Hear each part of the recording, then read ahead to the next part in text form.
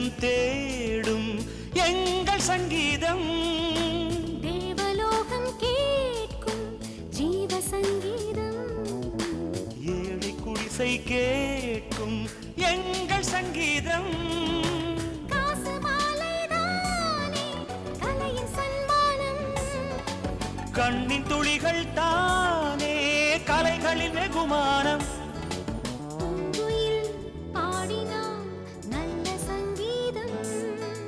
குழந்தையின் அழுகையும் நல்ல சங்கீதம். ஓசையெல்லாம் தீர்ந்து போனால் ஏது சங்கீதம்.